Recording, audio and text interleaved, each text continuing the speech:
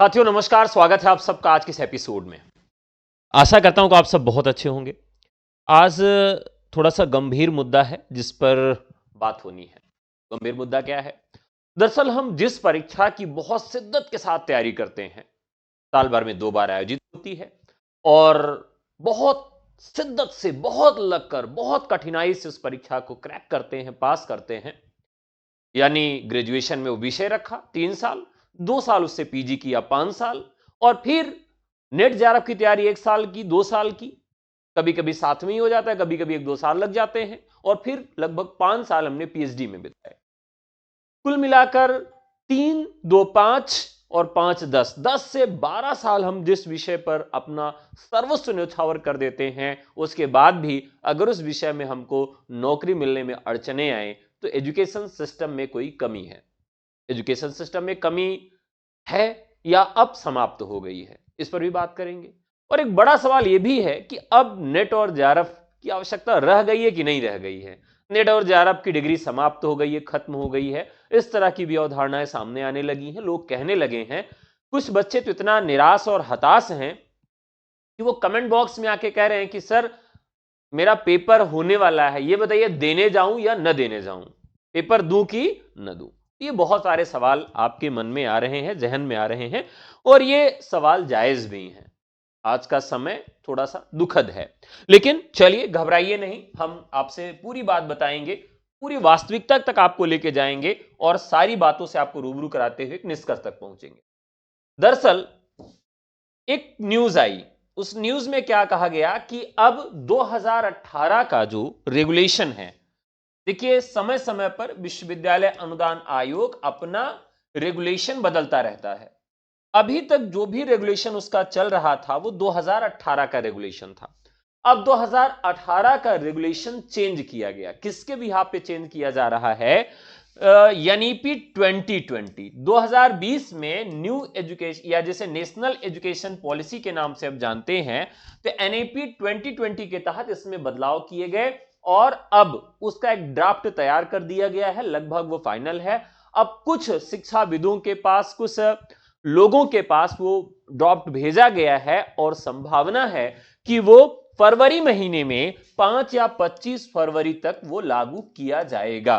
तो अगर ये फरवरी में ड्राफ्ट लागू हो जाता है तो उसके क्या परिणाम हमारे सामने आएंगे, उस पर बात करते हैं। सबसे पहला परिणाम यह होगा कि अब नेट की डिग्री आपकी अनिवार्य नहीं रह गई। नेट की डिग्री आपकी अनिवार्य नहीं रह गई। आप नेट की परीक्षा क्यों क्वालिफाई करते हैं? आप नेट क्यों देना चाहते हैं? क्यों तैयारी कर रहे हैं? तो नेट के पीछे का 2 कारण होता है। आप जो है या तो सेंट्रल यूनिवर्सिटी से पीएचडी करके 8,000 रुपए मासिक लेना चाहते हैं रिसर्च करने के लिए और नेट करने के बाद आप पीएचडी में प्रवेश लेते हैं। पीएचडी में प्रवेश के बाद आप असिस्टेंट प्रोफेसर के लिए लग जाते हैं। लेकिन अब बिना पीएचडी के, बिना नेट के ही आप असिस्टेंट प्रोफेसर बन सकते हैं। यानी इतनी बड़ी संख्या में, इतनी भीड़ है नेट और पीएचडी स्कॉलर्स की, जो नेट क्वालिफाई हैं, जेआरएफ क्वालिफाई हैं, पीएचडी होल्डर्स हैं, अब वो कहां जाएंगे? इन्होंने क्या कहा कि हमारे पास वैसी प्रतिभाएं नहीं मिल पा रही हैं जिनको हम असिस्टेंट प्रोफेसर बना सकें। तो भैया अब हमारे देश में क्वालिटी एजुकेशन नहीं है। क्वालिटी एजुकेशन लाने के लिए ये किसी भी फील्ड से किसी को भी उस विषय में लाके प्रोफेसर बना सकते हैं। आप सोचिए, अगर एक व्यक्ति है जो बहुत ख्याति लब्ध है, जैसे अभी उर्फी जावेद को आप जानते होंगे, जिन्हें मानद प्रोफेसर नियुक्त किया गया है किसी फैशन डिजाइनिंग विश्वविद्यालय में, तो वैसे ही कोई ख्यातिलब्ध व्यक्ति है तो हो सकता है कि वो आके ज्योग्राफी पढ़ाने लगे, वो आके इंग्लिश पढ़ाने लगे, वो आके आपको हिंदी साहित्य पढ़ाने लगे। ये कोई बड़ी बात नहीं होगी। अब विश्वविद्यालय अनुदान आयोग के तहत ये सारी चीजें अब बदल गई हैं। अब नेट भी आपका अनिवार्य नहीं रहा, पीएचडी भी आपका अनिवार्य नहीं रहा। अब आप ग्रेजुएशन किसी और विषय से कर लीजिए, पीजी किसी और विषय से कर लीजिए और पीएचडी किसी और विषय से कर लीजिए, नेट आप किसी भी विषय से कर लीजिए, कोई बाध्यता ही नहीं रह गई। यानी अगर मैंने हिंदी से पोस्ट ग्रेजुएशन किया है तो मेरा मन कहे तो मैथमेटिक्स से मैं नेट की परीक्षा दे सकता हूं, नेट की परीक्षा दे सकता हूं। अगर मेरा मन कहे तो लाइफ साइंस से मैं नेट की परीक्षा दे सकता हूं और मैं क्वालिफाई हो गया तो मैं योग्य हो जाऊंगा। अब यहां पर हटाया नहीं गया है, नेट को हटाया नहीं गया है, लेकिन उसकी अनिवार्यता को समाप्त कर दिया गया है। अब यहां भीड़ बढ़ जाएगी, वेरिएशंस खत्म हो जाएंगे। हां, एक ये होगा कि कुछ अच्छे लोग भी आ जाएंगे, यानी कोई उद्योगपति है, मैं किसी उद्योगपति का नाम नहीं लूंगा, लेकिन अगर वो उद्योगपति चाहे तो वो किसी भी विषय का प्रोफेसर बन सकता है, बस वो ये सिद्ध कर दे कि भाई मैं उस विषय की योग्यता रखता हूं। मान लीजिए कोई एक साइकिल की दुकान चलाता है और बहुत ख्यातिलब्ध है, उसको यह मालूम है कि वो बहुत अच्छा जानकार है एंटरप्रेन्योरशिप का, तो उसको किसी न किसी फील्ड में असिस्टेंट प्रोफेसर बना देंगे।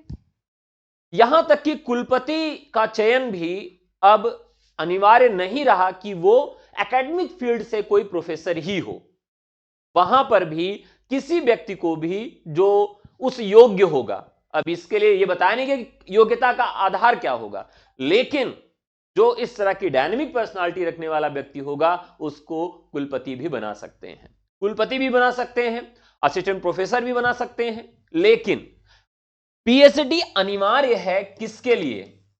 पीएचडी अनिवार्य है प्रमोशन के लिए। अगर कोई असिस्टेंट प्रोफेसर से एसोसिएट प्रोफेसर से प्रोफेसर बनना चाहता है तो वहां पर पीएचडी अनिवार्य होगी। ये यहां पर पीएचडी की अनिवार्यता केवल एक जगह है, और आप गरीब लोग हैं यानी केवल नेट पास हैं तो ठीक है, आप उस लाइन में रहेंगे।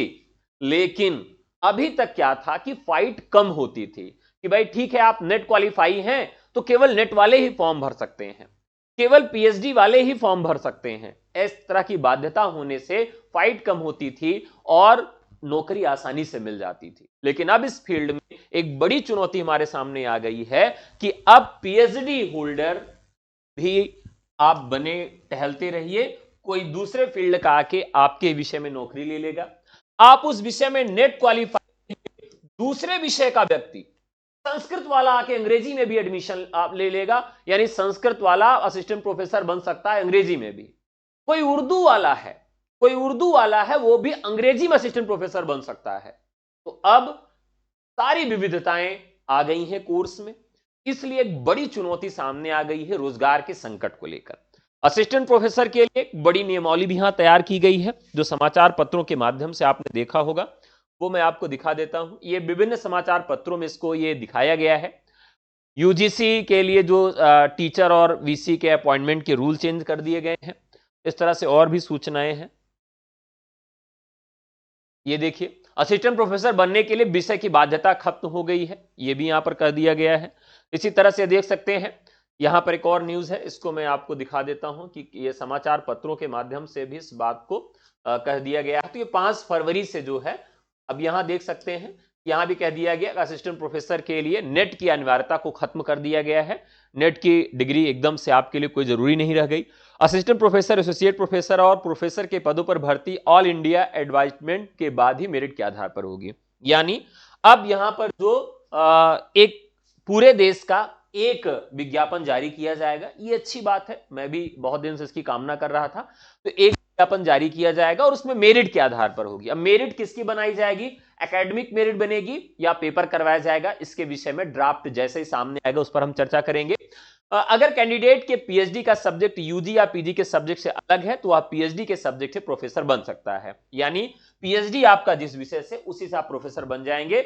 नेट आपने किसी भी विषय में पास किया है या नहीं पास किया, उसकी कोई दिक्कत नहीं है। यानी अपने लोगों को गवर्नमेंट या जो राजनीतिक दबदबे वाले व्यक्ति हैं या कोई भी इस तरह से जो पदस्थ है, अगर वो धांधली करता है, दादागिरी करता है, तो अपने लोगों को पहुंचा सकता है। अगर कैंडिडेट के नेट एसेट का सब्जेक्ट यूजी या पीजी के सब्जेक्ट से अलग है तो वह नेट सेट के सब्जेक्ट से प्रोफेसर बन सकता है। इसकी भी बाध्यता यहां पर समाप्त कर दी गई है। असिस्टेंट प्रोफेसर, एसोसिएट प्रोफेसर और प्रोफेसर के प्रमोशन के लिए पीएचडी डिग्री अनिवार्य होगी। तो यहां पर केवल और केवल प्रमोशन के लिए पीएचडी को अनिवार्य किया गया है, नेट कहीं भी अनिवार्य नहीं है। ठीक है। यहां पर वाइस चांसलर कह रही है 10 साल की टीचिंग एक्सपीरियंस होना जरूरी नहीं होगा। पहले यह था कि 10 साल तक वो कहीं कार्यरत रहा हो, 10 साल वो अध्यापन किया हो किसी विश्वविद्यालय या कॉलेज में, लेकिन अब यह भी बाध्यता खत्म कर दी गई है। अब किसी भी फील्ड का व्यक्ति अगर मान लीजिए कोई हलवाई है, बहुत ख्यातिलब्ध है, बहुत बुद्धिमान है, बहुत समझदार है और सब कुछ उसके अंदर है, तो हो सकता है कि अगला कुलपति किसी विश्वविद्यालय का कोई हलवाई हो जाए। या हो सकता है कोई पंचर बनाने वाला हो जो बहुत ख्यातिलब्ध है, बहुत डायनेमिक पर्सनालिटी है, किसी कारण बस वो पंचर बना रहा था, तो हो सकता है कि अगर उसके अंदर वो योग्यता है तो वो फिर अगला कुलपति बन जाएगा किसी भी विश्वविद्यालय का। अब ये कहीं भी कुछ भी हो सकता है, क्योंकि जो मेन वेरिएशंस थे वो खत्म कर दिए गए हैं। और एक मजेदार बात समझिए कि भारत में पीएचडी किस तरह से होती है आप सब जानते हैं, और उस पीएचडी में वो 2 साल की पीएचडी होती है जिसमें कुछ पढ़ाया जाता ही नहीं, केवल रिसर्च कराया जाता है, और उसमें के कोर टॉपिक पे रिसर्च कराया जाता है। यानी ग्रेजुएशन पीजी तक जो व्यक्ति पढ़ के आता है वही अच्छे से डिलीवर कर पाता था, पढ़ा पाता था। अब जो केवल उस विषय में पीएचडी करके आएगा, यानी 2 साल किसी एक कोर टॉपिक पर रिसर्च करके आएगा, वो आपको पढ़ाएगा। आप सोचिए जरा, अगर कोई व्यक्ति पूरे जीवन तक हिंदी पढ़ाया है और हिंदी पढ़ा है, लेकिन मैथमेटिक्स में किसी तरह से उसने पीएचडी कर ली, तो मैथमेटिक्स का अध्यापक बन जाएगा वो। कितनी अच्छी व्यवस्था है, इस व्यवस्था के लिए सत सत नमन है, प्रणाम है। बेरोजगारी तो थी और भी बढ़ेगी। अब एक अच्छा ये दौर था कि हम लोग नेट की तैयारी करते थे, लेकिन एक यहां पर थोड़ी सी बात और हमारे सामने रह गई है कि अब हम नेट की तैयारी कर रहे हैं तो करते रहिए, उसको बंद मत करिए। जेआरएफ के लिए जो फेलोशिप मिलती थी रिसर्च के लिए वो जारी रहेगी, उसमें अभी किसी भी तरह का हस्तक्षेप नहीं है। जेआरएफ की फेलोशिप मिलती रहेगी, आप एकदम घबराइए मत, परेशान मत होइए, जेआरएफ की फेलोशिप चलती रहेगी। नेट की जो फेलोशिप है या जिसे स्कॉलरशिप कह सकते हैं, नेट के लिए जो 8,000 रुपए सेंट्रल यूनिवर्सिटी से मिलते थे पीएचडी करने पर, वो भी आपको मिलता रहेगा, उसमें भी कोई कटौती नहीं की गई है। और नेट और जेआरएफ अगर आप अपने विषय में पास हैं तो आपको आपके विषय में नौकरी मिलती रहेगी। ऐसा भी यहां बाध्यता नहीं है कि आपको नौकरी नहीं मिलेगी, लेकिन प्रायोरिटी उसको दी जाएगी। आप अभी तक कहते थे ना सर ये देखिए हिंदी से है ही नहीं, आपको हिंदी में नौकरी दे दी, अंग्रेजी से इसको आपने अंग्रेजी में नौकरी दे दिया, तो इस तरह की समस्याएं समाप्त हो गई हैं। किसी भी विषय का कोई भी व्यक्ति हो वो आपके विषय में आ जाएगा, आपके विषय में नौकरी ले सकता है। तो यानी सारी चीजें और कठिन हो गई हैं। नेट जेआरएफ अब ठीक है आप अपने लिए कर लीजिए, लेकिन अब इसके भरोसे मत रहिए कि इसके भरोसे आपको कोई वेटेज मिलेगा, तो इसके लिए अलग से कोई वेटेज आपको मिलने वाला नहीं है। पीएचडी अनिवार्य है किसके लिए? अगर आप दूसरे विषय से नेट है, मान लीजिए आपने हिंदी से नेट कर लिया या जेआरएफ कर लिया आपने हिंदी से, तो आपको लग रहा है कि हिंदी में स्कोप अच्छा नहीं है, तो आप पीएचडी संस्कृत में कर लीजिए। क्या कर लीजिए? पीएचडी आप संस्कृत में कर लीजिए और आपको संस्कृत में नौकरी मिल जाएगी। ठीक है। अब मान लीजिए आपको यह लग रहा है कि अरे यार हमने पूरा जीवन संस्कृत पर बर्बाद कर दिया, आपने ग्रेजुएशन किया, पीजी किया, पीएचडी आपने संस्कृत में कर ली, अब आपको लगता नहीं मुझे हिंदी में नौकरी मिल जाएगी बहुत आसानी से, मेरा जुगाड़ है या मैं हिंदी का विद्वान हूं, कुछ भी कह लीजिए। तो अगर आपको हिंदी में नौकरी लेनी है तो इसके लिए आपको क्या करना होगा? बस आप हिंदी में पीएचडी कर लीजिए, हिंदी में पीएचडी कर लीजिए या हिंदी में नेट कर लीजिए, सीधे सीधे नेट कर लीजिए, तब भी आपको हिंदी में असिस्टेंट प्रोफेसर की नौकरी मिल जाएगी। यानी अब आपको बहुत परेशान भी नहीं होना है, अगर आप विद्वान हैं या किसी भी तरीके से हैं तो आपको नौकरी मिल भी जाएगी। लेकिन जो व्यक्ति पूरे जीवन एक विषय को दिया है उसके साथ यह अन्याय है।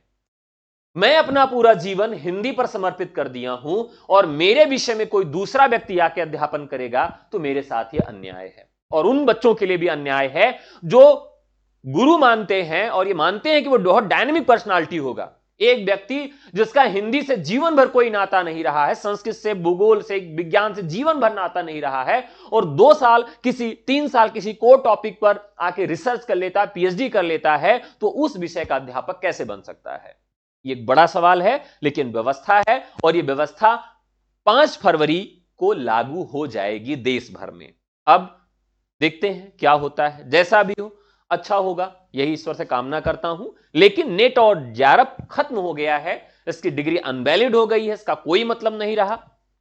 ये आप परेशान मत होइए, अभी एक रास्ता है ये जाने का, लेकिन आपके रास्ते में और भी लोग सीधे सीधे सम्मिलित हो सकते हैं, तो परेशान मत होइए। नेट और जेआरएफ की तैयारी करते रहिए, लगे रहिए। नेट जेआरएफ समाप्त नहीं हुआ है, हां यह है कि अनिवार्यता इसकी समाप्त कर दी गई है। ठीक है। अगर आप सब अपकमिंग जो नेट जेआरएफ का फॉर्म है, गर्मी वाला जो होता है, उसके लिए जून में जो संभावित है, उसके लिए तैयारी करना चाहते हैं तो ज्योग्राफी की बहुत अच्छी फैकल्टी हमारे यहां है जो आपको पढ़ाएंगे, जो पिछले 40 वर्ष से अध्यापन कर रहे हैं, बहुत सीनियर टीचर हैं।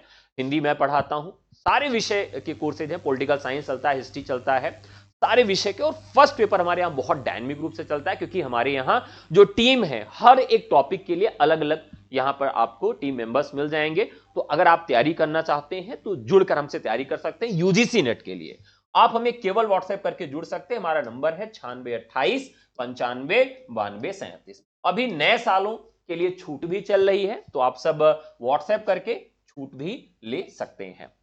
ठीक है, तो अब बहुत सारी चीजें यहां पर और भी बदली हैं, जिसके लिए मैं और विस्तृत वीडियो बनाऊंगा तो बताऊंगा। जैसे एपीआई स्कोर जो था वो खत्म कर दिया गया है, एपीआई प्रमोशन में एपीआई का कोई मतलब नहीं रह गया। इसी के साथ एक चीज और बहुत बड़ी खत्म होने वाली है, जिस पर मैं जल्दी वीडियो बनाऊंगा।